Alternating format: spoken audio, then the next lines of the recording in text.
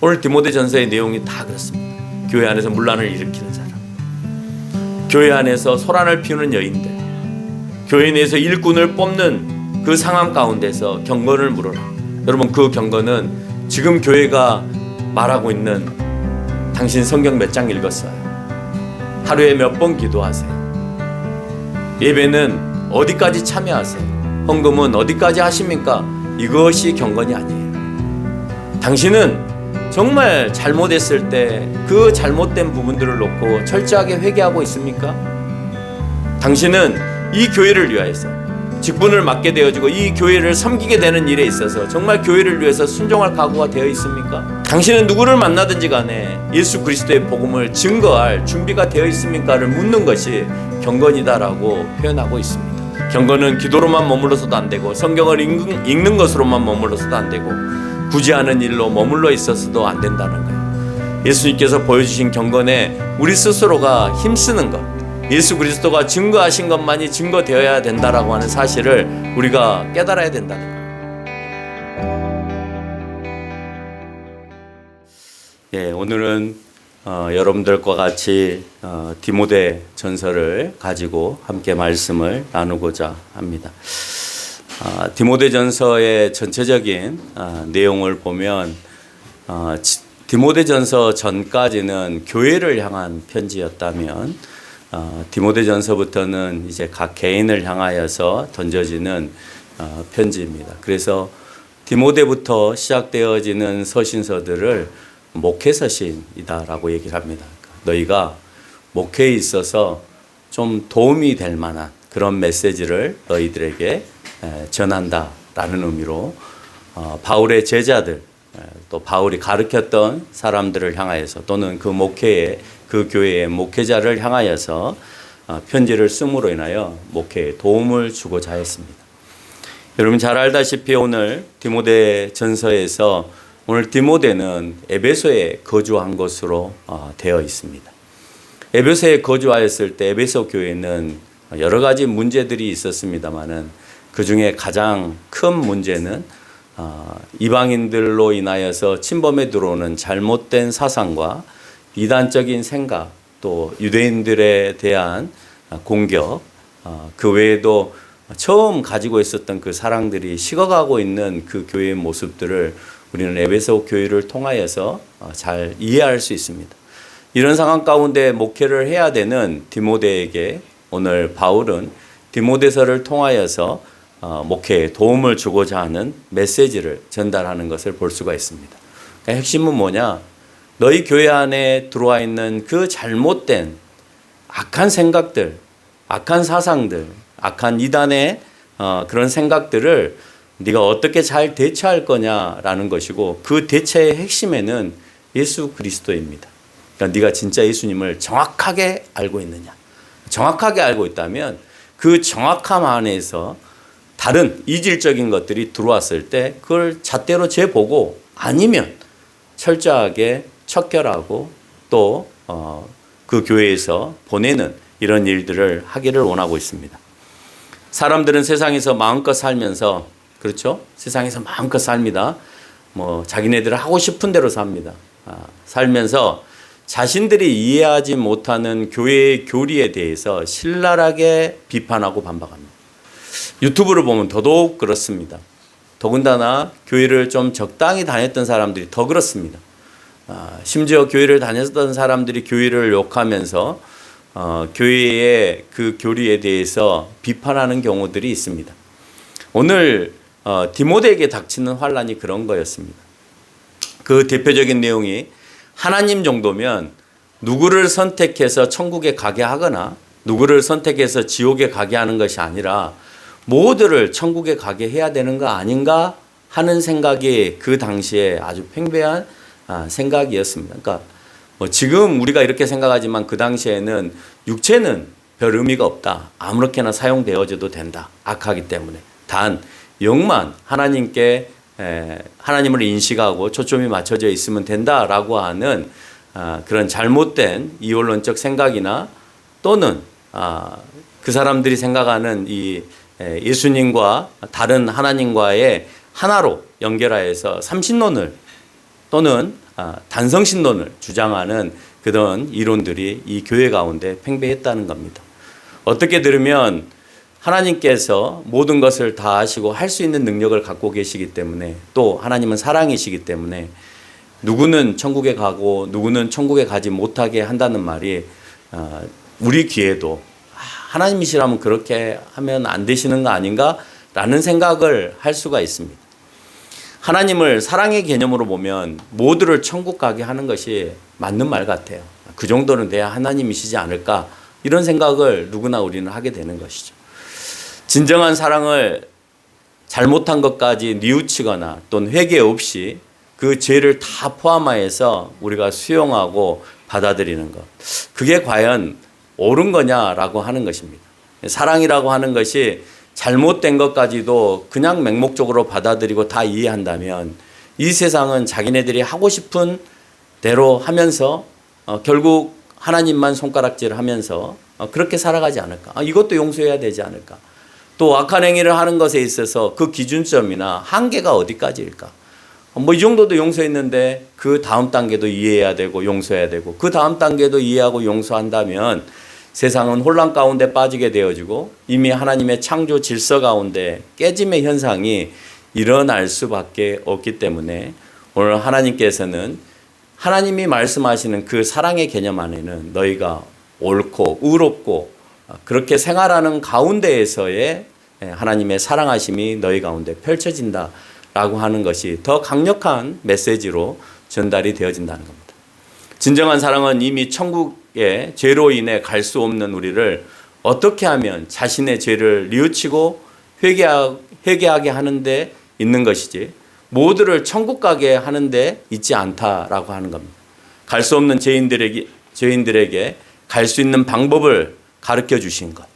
도저히 너희는 하나님의 나라에 올 수 없음에도 불구하고 내가 희생하여서 내가 너희를 사랑하여서 너희를 이끌어낸다라고 하는 그 모든 하나님의 계획과 섭리 가운데 하나님의 사랑을 발견해야 되는 것이지 내가 악하고 잘못되었고 세상에서 정말 마음껏 더군다나 하나님의 메시지가 전달되었음에도 불구하고 받아들이지 못하고 불순종하였다가 나중에 가서 사랑을 운운하면서 왜 나는 천국에 갈 수 없냐라고 떼쓰는 행위는 정말 잘못된 모습이다라고 하는 것입니다.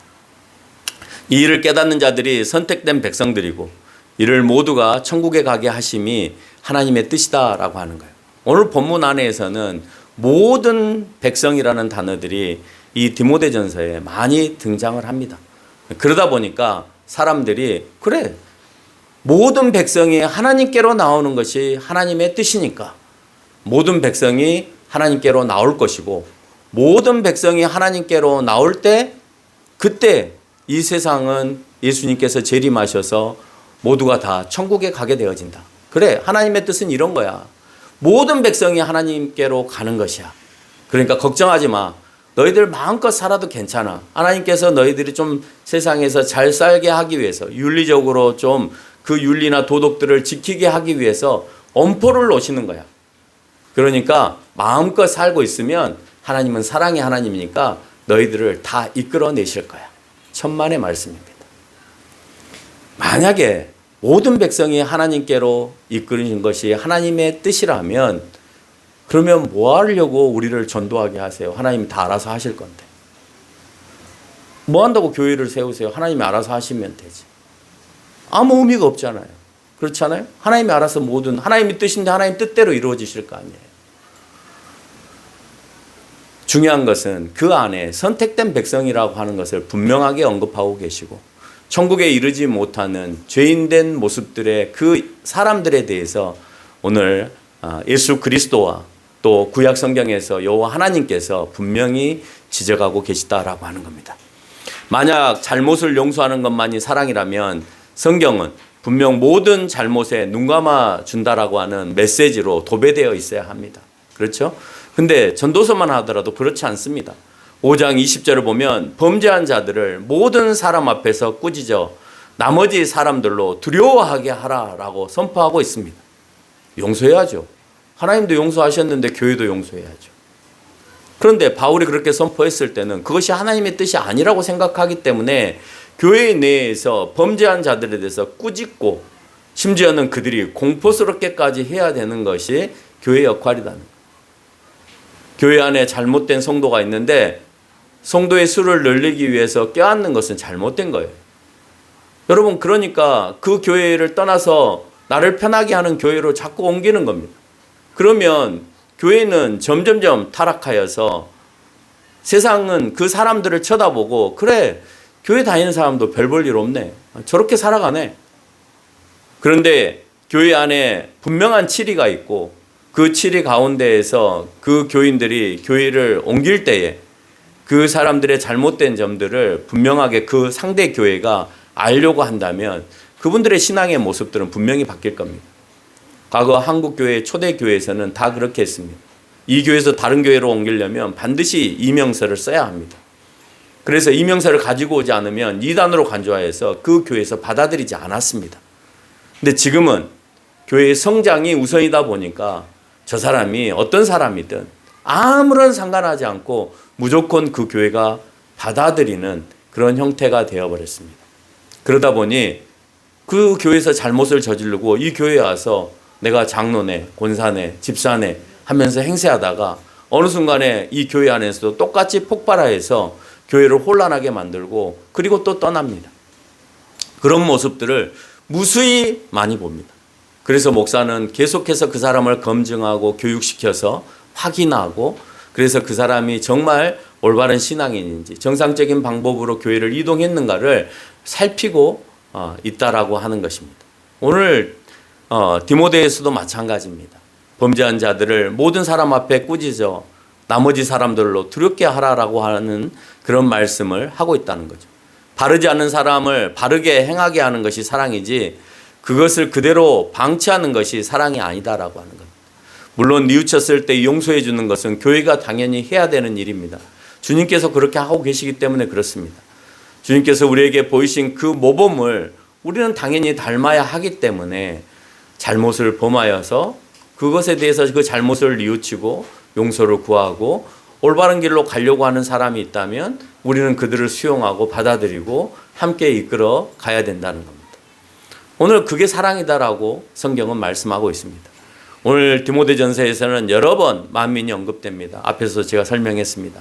만민에 대한 이해를 올바로 하는 오늘 시간이 되었으면 좋겠습니다. 어떠한 이론이나 여러분의 상식이나 이해도를 가지고 만민에 대한 이해를 애곡되게 하지 않기를 바랄 뿐입니다.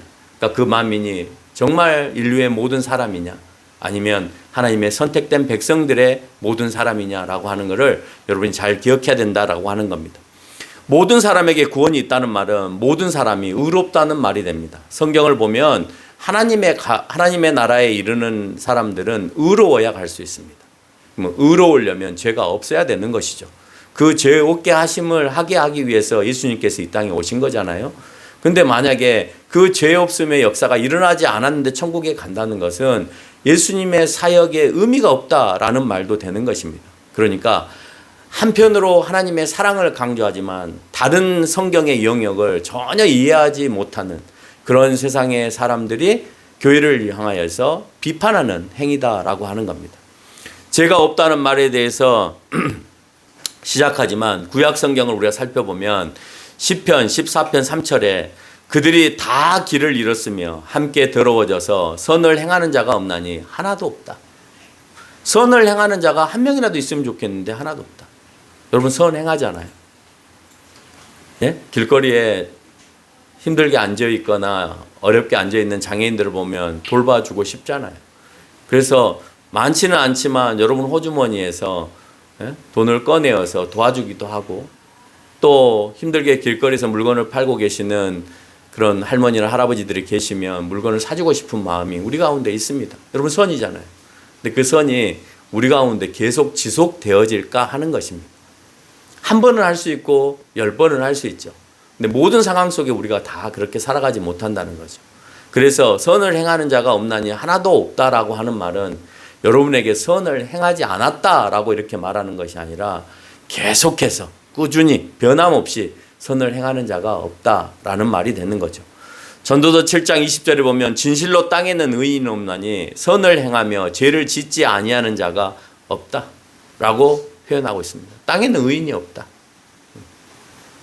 이제 막 태어난 아이도 이 땅에 존재할 텐데 그 모든 사람들을 향하여서 의인은 없다라고 아주 단정적으로 전도서의 저자는 그렇게 설명을 합니다. 그 말은 이미 우리가 죄성을 가지고 태어난다라는 것이 내포되어 있기 때문에 그렇습니다.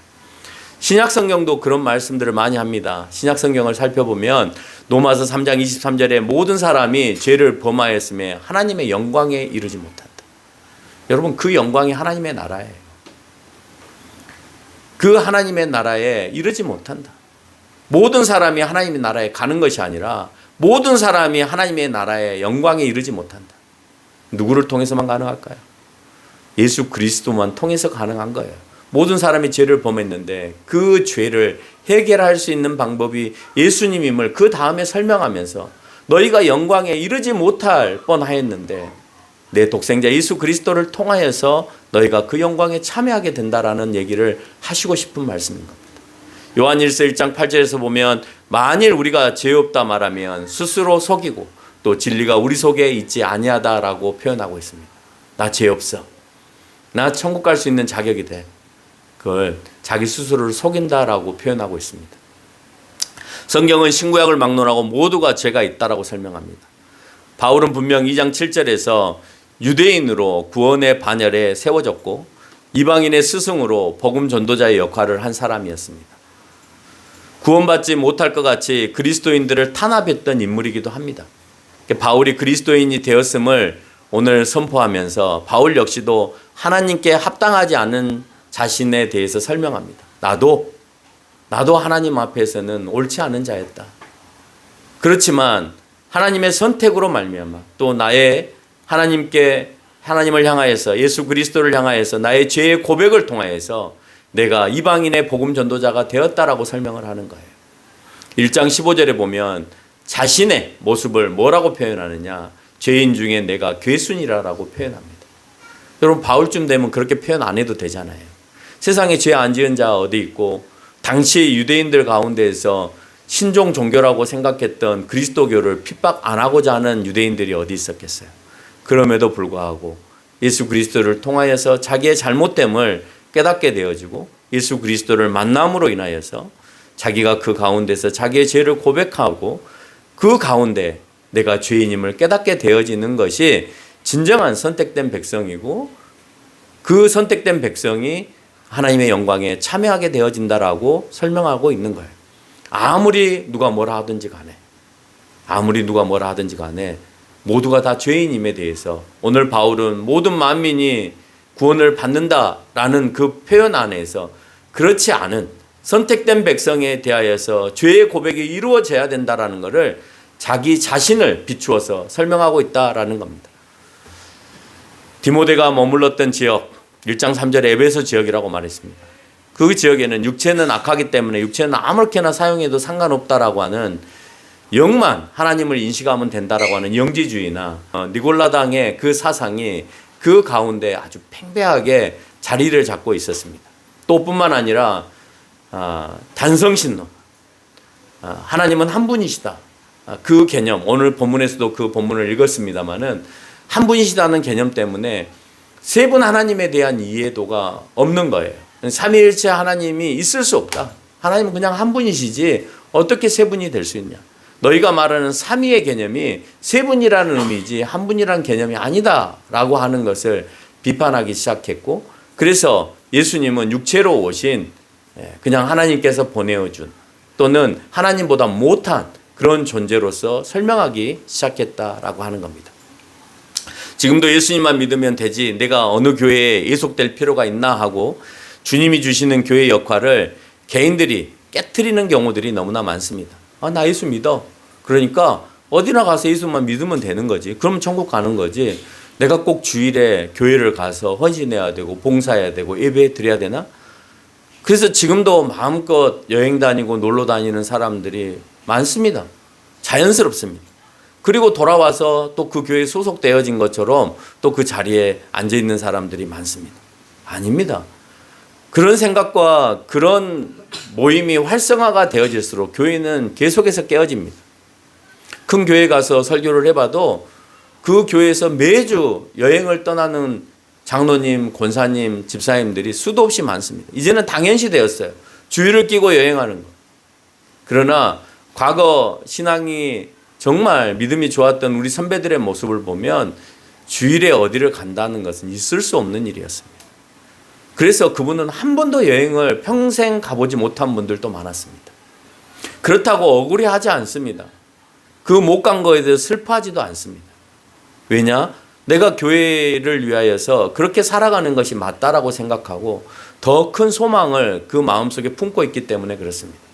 세상을 구경하는 것보다 내가 하나님의 나라에 간다라고 하는 그 소망이 그 마음속에 더 크기 때문에 그 작은 것은 얼마든지 우리가 버릴 수 있다라는 생각이 그들의 마음 가운데 자리 잡고 있기 때문에 그래요. 뭐라고 말씀드리기 그렇습니다. 요즘 시대적인 풍토가 그냥 자연스럽게 여행도 다니면서 또 여행지에서 예배 드리면 되지 하는 말이 당연시 되어버렸기 때문에 참 목사도 혼란스럽습니다. 그러나 분명한 것은 그건 교인으로서 교회 안에서의 역할이라고 말할 수는 없습니다. 단지 내가 어디 가서 예배를 드리는 것이 과연 그게 교인으로의 역할인가? 내가 어느 교회에 소속이 되어서 그 교회에 내가 해야 될, 교회 안에서 해야 될 헌신과 봉사와 교제와 그 많은 다양한 것들이 그 안에 다 내포되어 있는데 단지 예배 하나에만 소속되어 있는 것이 옳지 않다는 거예요. 그래서 우리가 주일을 끼고 여행을 다니고 하는 그런 문제에 있어서는 적어도 우리 교회만큼은 좀 더 많이 고려하고 생각해야 된다라는 말씀을 여러분에게 드리고 싶어요. 아무리 세상의 풍조가 그렇다 하더라도 우리가 그런 부분까지도 철저하게 하나님 앞에 세워짐이 중요하다라고 하는 것입니다. 구원은 예수 그리스도를 믿고 죄에 대한 회개가 이루어져 돌아서는 사람들에게 열려 있는 것이지 모든 사람들에게 열려 있는 것이 아닙니다. 분명 우리의 소망이 하나님께 있고 모든 사람이 이 소망을 가질 수 있지만 이 소망을 소유한 자는 예수 그리스도를 믿는 자다라고 한정하고 있다는 겁니다. 따라서 모두가 구원받는 것이 아니라 믿음은 내가 선택하는 것도 아니고 하나님의 은혜와 성령의 인도하심으로 우리가 가능하다는 사실도 우리가 기억해야 된다는 겁니다. 그래, 그럼 우리 모두 하나님께 은혜를 받았으니까, 하나님께서 우리에게 은혜를 주셨으니까 성령이 인도하시는 것도 그 은혜 가운데서 우리를 해주시면 되지라고 또 물을 수 있습니다. 왜 하나님의 은혜가 누구는 주고 누구는 안 주냐라고 표현할 수 있죠. 하나님의 선택하심은 은혜의 영역 가운데 포함되어 있습니다. 그건 하나님의 주권의 영역입니다. 우리의 결정이 아니라 우리가 아무리 그렇게 생각한다 하더라도 하나님의 주권의 영역에 놓여있기 때문에 우리의 생각대로 움직이지 않는다는 거예요. 그렇게 하시면 되지, 또는 그건 하나님의 영역이시니까 하나님께서 알아서 하지, 이렇게 다양한 인간의 생각을 하나님이 그 다양한 사람들의 생각을 다 맞출 수가 없죠. 그러니까 그 부분에 있어서는 하나님께서 주도적으로 주권적으로 역사하셔서 하나님께서 결정하신다라고 하는 것입니다. 어찌되었던 구원받지 못한 사람은 성경에서 무수히 존재하고 있는 것을 우리에게 말해줍니다. 지옥에 거하는 이들에 대한 표현들도 성경은 여러 번 언급하고 있습니다. 모두를 구원하지 않는다라는 말씀도 언급하고 계십니다. 하나님께서 모두를 구원하지 않는 이유는 분명 악한 존재의 세력이 이 땅에 존재하기 때문입니다. 그 세력은 4장 1절에서 언급하고 있는 믿음에서 떠나서 미혹하는 영과 귀신의 가르침을 따르는 자다라고 표현합니다. 여러분, 우리는 얼마든지 세상에서 미혹당할 수 있죠. 그래서 지금 그런 모습들이 목회자 또는 신앙이 있다고 생각하는 장로님이나 권사님들의 가정 안에서도 나는 잘 믿는데 내 자녀에게는 그걸 강요하지 못해요. 더군다나 사회 풍조가 국가적 차원에서 모든 종교를 개인에게 맡겨놓기를 바라면서 그 개인에게 복음을 증거하거나 종교를 강요하는 행위를 아예 법적으로 금지하려고 하는 행위까지 이제 교육, 여러분이 받고 있는 그 교육 안에 침투해 들어오고 있습니다. 그래서 복음을 못 전하게 하는 것, 여러분 그거는 공산주의입니다. 공산주의가 그렇게 하고 있는 거예요. 어린아이들에게 복음을 못 전하게 하는 거죠. 자유민주주의 안에서는 철저하게 복음을 자유롭게 전하게 했습니다. 그런데 점점 공산주의처럼 아이들에게 복음을 못 전하게 하고 다른 사람에게 복음을 못 전하는 이런 형태를 취하게 하는 것은 잘못된 것이다. 물론 그들의 생각은 인권적인 거나 또는 본인이 본인의 모든 것을 선택해야 된다라고는 그 자유의지를 본인에게 넘기는 것으로 해석하기 때문에 그렇게 봅니다마는 얼마든지 우리가 진리라고 생각하는 것은 당연히 그들에게 증거해야 될 이유가 있는 거죠. 여러분 그들이 그걸 자기네들이 생각할 때 그게 진리라고 생각하기 때문에 그러는 거 아니겠어요? 내가 상대방에게 종교를 권유하지 못한다. 그게 옳은 거라고 생각하기 때문에 그게 강요를 하는 거예요.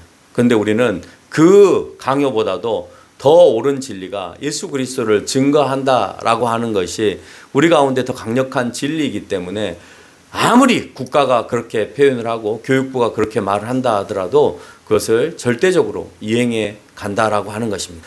구원받았다고 하는 사람, 그 사람은요 모두가 아니고요. 오늘 성경은 어떤 사람으로 규정하고 있냐? 경건한 사람으로 규정하고 있습니다. 그래, 네가 구원받았냐?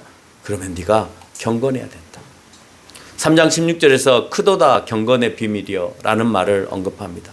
여기서 말하는 경건은 그리스도 그 자체임을 설명합니다. 우리는 경건을 성경 읽는 것, 예배 잠깐 드리는 것, 기도 좀 하는 것, 이걸 경건이라고 생각하는 경우가 있습니다. 그런데 오늘 디모데에서의 경건은 예수 그리스도의 삶 자체를 경건이다라고 표현합니다. 영으로 의롭다 하심을 입으신 이가 육체로 나타나신 걸 경건이라고 표현해요. 천사들에게 그 모습을 보이신 것도 앞으로 어떻게 하실 것에 대해서 하나님께서 선포하심도 경건이라고 표현해요. 만국의 복음을 전파하시는 그 행위도 경건이라고 표현하고 세상에서 믿는 자가 되어지고 영광 가운데 이르시게 하는 것도 큰 경건으로 표현하고 있습니다. 그러면 이 경건을 우리에게 적용할 때 우리는 내 영혼이 의로운가 하는 것을 늘 점검해야 되겠죠. 잘못한 것에 대해서 회개할 줄 아는 신앙인가? 내가 예수 그리스도 앞에서 예수님이 자기의 몸을 들여서 우리를 거룩하게 하는 것이 경건이라고 했을 때 다른 표현으로 하면 우리가 예수 그리스도 앞에 우리의 잘못을 회개하는 그런 경건함이 우리 가운데 있는가? 또 구원받는 자를 위해서 육체의 몸을 입기까지 주님께서 순종하신 것처럼 우리는 이 교회를 위하여서 하나님의 일을 위하여서 과연 순종하는 교회인가 하는 것을 다시 한번 점검해야 되는 것입니다. 구속사역에 있어서 모두에게 복음을 전파하는 일에 우리는 최선을 다하고 있는가? 주님이 원하시는 가장 강력한 일이기 때문에 그렇습니다. 오늘 성경은 이것을 경건이다라고 표현합니다. 바울이 디모데에게 내가 복음 전도자가 된 것도 교회 내에서 문란을 일으키는 여인들에게도 교회 내에서 일꾼을 뽑는 일에서도 가장 중요하게 여길 것이 있는데 그것은 경건의 비밀을 가지고 있는 사람이냐를 묻습니다. 오늘 디모데전서의 내용이 다 그렇습니다. 교회 안에서 문란을 일으키는 사람, 교회 안에서 소란을 피우는 여인들, 교회 내에서 일꾼을 뽑는 그 상황 가운데서 경건을 물어라.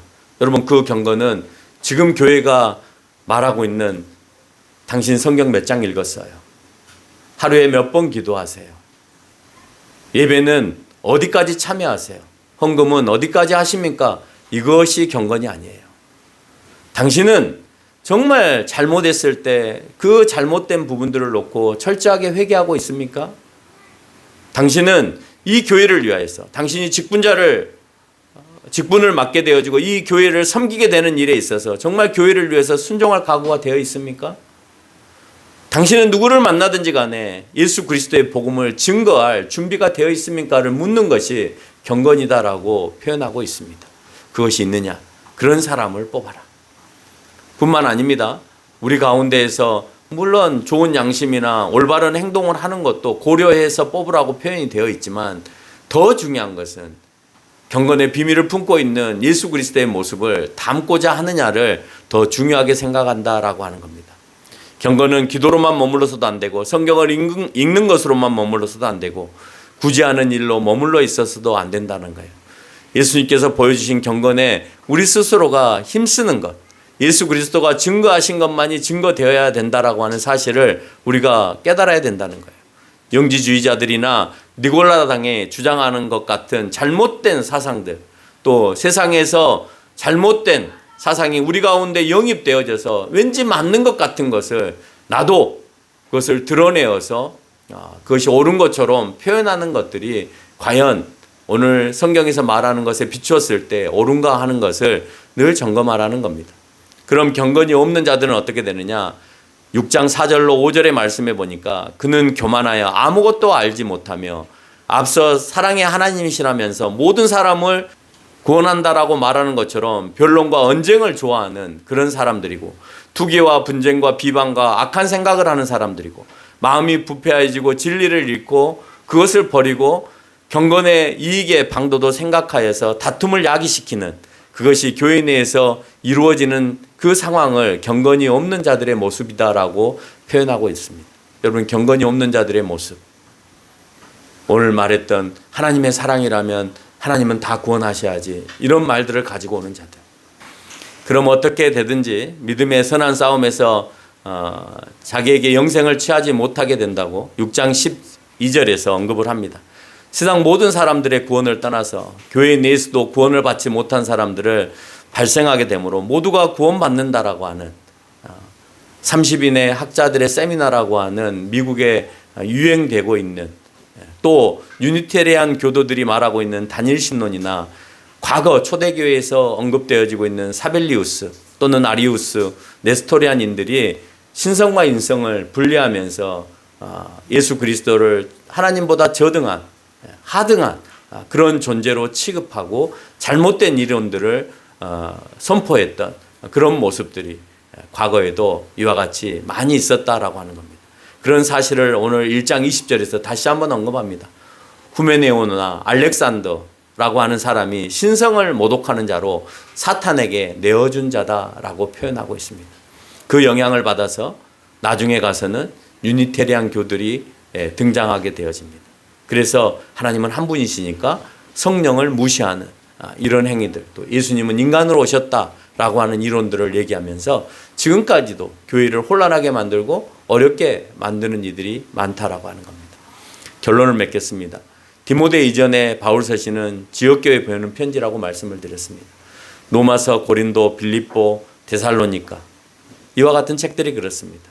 그런데 디모데부터는 사람에게 보내는 편지였습니다. 제자들에게, 목회자에게 보내는 편지였습니다. 그 말은 그 지역에 목회를 하고 있는 멘티 목회자들에게 목회와 지도에 대한 격려를 했을 뿐만 아니라 잘못된 이론에 대해서 잘 정리하여서 그 목회에 도움이 되도록 서신을 썼다라고 하는 겁니다. 디모데를 향해 1장 2절에 믿음 안에서 참 아들 된 디모데라고 편지하면서 디모데가 어리다라고 하는 것을 그 단어 안에 내포하고 있습니다. 그렇지만 너가 어리지만 너가 위와 같은 경건을 내포하고 있으면 그 누구도 너가 목회하는데 무시하거나 업신여기지 못할 것이다. 신앙 안에서 인정을 못 받는 것은 경건이 없기 때문이다. 지도자는 성도들보다 더욱더 강한 경건이 소유되어져야 된다라고 오늘 디모데에게 얘기합니다. 이 강한 경건을 위해서 너를 사로잡아서는 안 되는 것인데, 그것은 너를 사로잡고 있는 그것이 있어서는 안 되는데 그 사로잡고 있는 것을 돈이다라고 표현하면서 돈이 필요 없다는 말이 아니라 돈을 추종하여서 경건을 잃어버리지 않기를 원하고 있습니다.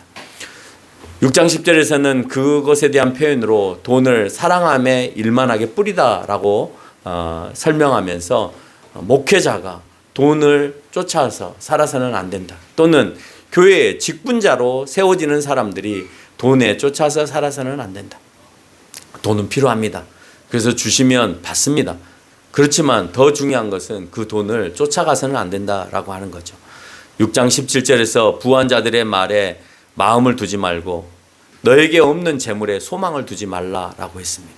내가 그걸 취할 수 없는데 갖고 싶어서 그 사람들에게 접근하고 또 그거를 하기 위해서 불법을 자행하고 하는 그런 행위들이 있어서는 안 된다는 거죠.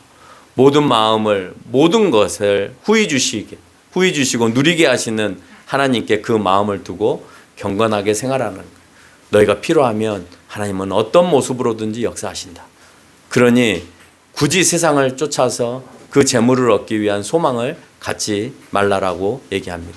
우리 모두가 예배 몇 번, 성경 몇 번, 기도 몇 번 정도의 경건이 아닌 예수 그리스도의 그 경건을 닮아가서 순종하는 삶, 또한 복음을 진심으로 전하고 그들이 하나님의 영광에 참여하게 하는 일에 최선을 다하는 저와 여러분이 되시기를 주님의 이름으로 축원합니다. 아멘.